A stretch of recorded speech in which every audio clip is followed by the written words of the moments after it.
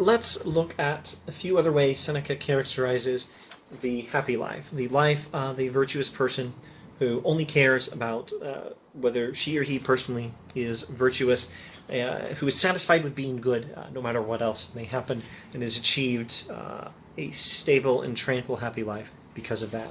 How else does Seneca characterize this person? In the Oxford World Classics edition, here on page 89, accordingly, the happy life has been based on judgment that is reliable and right, and it is not subject to change. The happy life is a stable happy life. Happy life is based on good judgment. It's not based on errors, and it's based on a judgment that will always be true.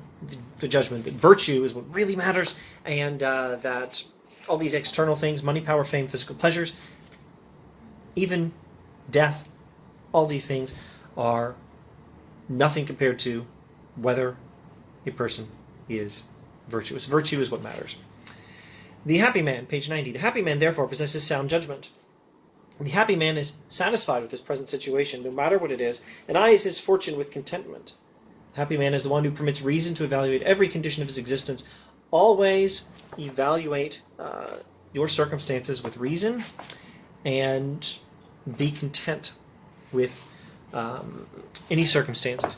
This is this is what makes Stoicism one of those great ethics of acceptance, comparable probably most significantly of all to Buddhism in the East, but secondarily with certain observations about some clever distinctions. I think this compares fairly well to other traditions like Taoism in the East and Epicureanism in the West. But Stoicism is one of the great ethics of acceptance. Be content and be tranquil in your contentment with whatever your circumstances are, as long as you are being virtuous. Virtue is what matters. Virtue is the necessary and the sufficient condition for happiness. The highest good is untouched by death, page 91, etc., etc. And this is why the men of earlier days have instructed us to follow not the most pleasant but the best life, in order that pleasure should not guide but accompany a right and worthy desire.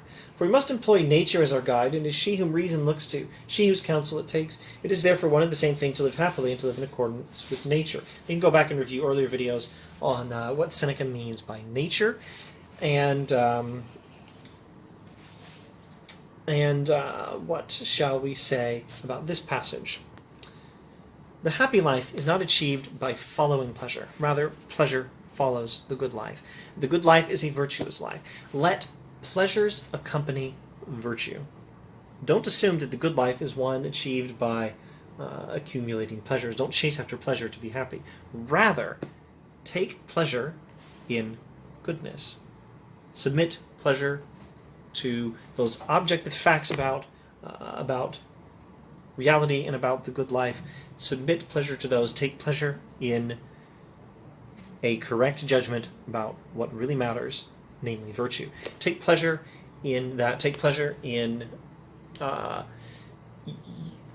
enjoy pleasures in your state of being contented with being good, no matter what happens to you. This is where pleasure fits into the good life. Of course, the good life is a pleasant life, but it's not that you make the good life by building up pleasures. You don't take a pleasure here and a pleasure here and a pleasure here and piece them together to make the good life. You don't build the good life up out of one pleasure accumulated on top of another. No, first get virtue in place and be content with that, then pleasure can follow. Now, he said something about living in accordance with nature. Let's keep going with this particular paragraph. What this is, I will now reveal. If we preserve with care and bravery the body's endowments and nature's requisites, regarding them as transitory and given us only for a day, which means observe whatever you need for your own physical life as something that passes, something that comes to pass, as the phrase goes, something that comes only to leave later, something temporary, something transitory, something in a brief process that's on its way out. Your life and everything that you use to care for it is temporary. It's all on its way out. You're moving towards death. Recognize this. If we avoid becoming their slaves, avoid becoming the slave of anything you need for the care of the body, Do take care of the body, but recognize this is all temporary. Avoid becoming their slaves, and do not let these alien things take possession of us. Don't let money take possession of you. Don't let your physical comforts take possession of you. If we assign to the unimportant things that gratify the body the same position that auxiliaries and light armed troops are given in camp, that of obeying orders, not issuing them, don't let physical pleasures take control of you. These bodily things, these things that we use to take care of our bodily existence, food, drink, money, health, everything pertaining to mortal life. All of these things are things that should obey orders, not issue them. Don't let them control you. Rather, control them through reason. Then and only then will these things be of benefit to the mind. Let a man not be corrupted by externals. Let him be invincible, an admirer of himself alone, confident in spirit and for either and prepared, one who shapes his own life, etc., etc. I don't think Seneca is telling you don't admire the virtue of someone else who's virtuous. No, he's not saying that. I mean, Stoics are all about admiring the virtue of someone like Socrates. He means have some respect for yourself and recognize as the great good that it is your own virtue. Don't worry about externals. He's contrasting external things with virtue. He's not contrasting your virtue with the virtue of someone else. So don't misunderstand. When he says be invincible and be let a man be an admirer of himself alone, it doesn't mean don't admire the virtue of others. I don't think that's what it means at all. It means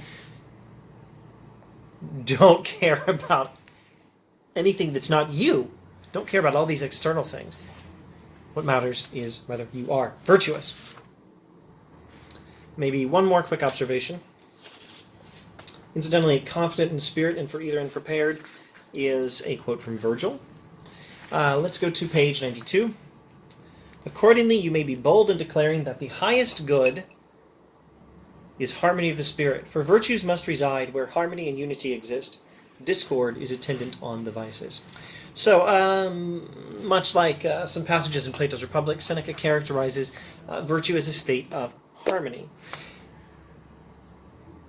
A virtuous life and a virtuous mind are a harmonious life and a harmonious mind. Discord is attendant on the vices. The highest good, although he's described it in various other ways, he also describes his harmony of spirit. Why?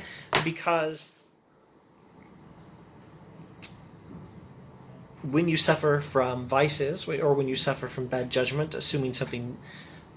deeming something to matter that doesn't really matter, when you worry about death too much, when you worry about bodily existence and all the things that pertain to bodily existence too much, when you worry too much about money, power, fame, and physical pleasures, that old classic list of 4 things you don't want to be distracted by when you're trying to achieve the good life. When you worry too much about money, power, fame, physical pleasures, you're not in harmony.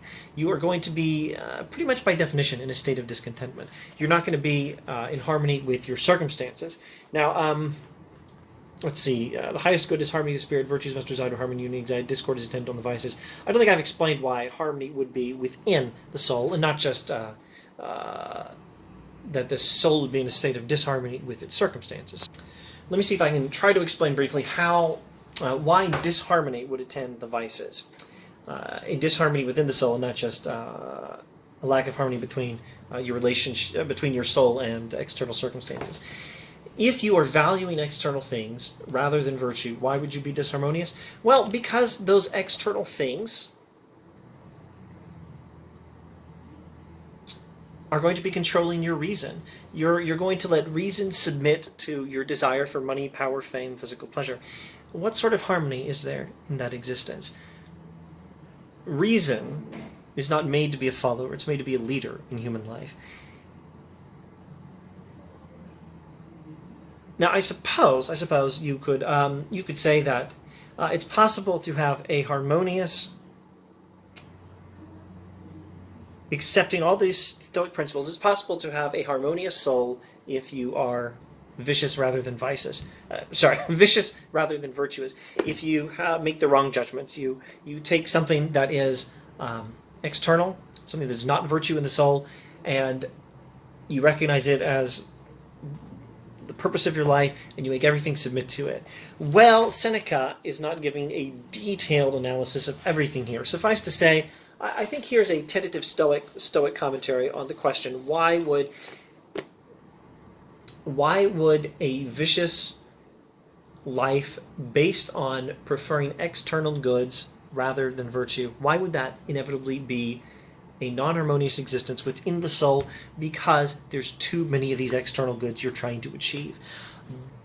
But setting that aside as I think probably more or less the right Stoic answer, what about someone who does make his or her entire life devoted to one particular external thing and tries to achieve harmony there? Well, I think Seneca would probably agree with what I'm about to suggest. And what I'm about to suggest is that's the topic of Plato's Republic, Book 9. That is what Plato is talking about in Republic, or what he has Socrates talk about in Republic, when he talks about the person who tries to achieve perverse harmony, literally perverse in every possible way, by having everything in life submit to sex. The tyrannical soul in Plato's Republic, the soul that is has an internal tyranny where sex addiction rules an entire life, that is a sort of perverse imitation of a truly virtuous, harmonious soul. Speaking in Platonic terms, I think Seneca would endorse all of this. Speaking in Platonic terms, the virtuous life is one where harmony is achieved by reason guiding our lives, and everything else falls into place. And of course that includes, like Seneca is saying, and like Plato has Socrates saying in early books of the Republic, of course it includes taking care of the body. But no bodily desire is allowed to control reason. Bodily desires and our interest in these external things, money, power, fame, physical pleasures, these things are, to the greatest extent possible, and to a very significant extent, oftentimes, satisfied.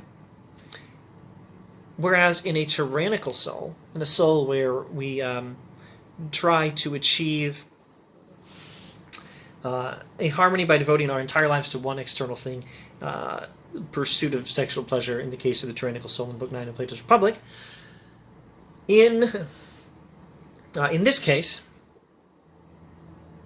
nothing is satisfied. One desire is indulged, and it's a hopeless addiction. It's not satisfied either. So I think Seneca would endorse this statement. You would, in a vicious life, have a disharmony between your own soul and your circumstances. You would want that which life will never give you. You'll be dissatisfied, but also you will have lots of external interests competing for your attentions. Nothing's guided by reason. Nothing is satisfied. There's a disharmony in the soul. You have conflicting desires. You want to be healthy. Here's a very simple, straightforward example, G-rated. You want to be healthy and have no pains associated with with a lack of physical health. But you also want to eat as much ice cream as you possibly can, or as much bacon or whatever you find delicious. You can't satisfy both of those desires at the same time. And then finally, you could try to achieve a harmony by devoting your existence to one particular external desire, and Plato gave us the model for how that works, and it's a disastrous sex addiction, and there's no satisfaction. There's no satisfaction in an addiction. It doesn't work that way. So it's a perverse imitation of harmony. It's something like harmony, but it's a bad harmony, and it doesn't work, and it doesn't produce happiness. I shall shut up now, and I suppose maybe we'll do more Seneca next time. Thanks for watching if you watched this far.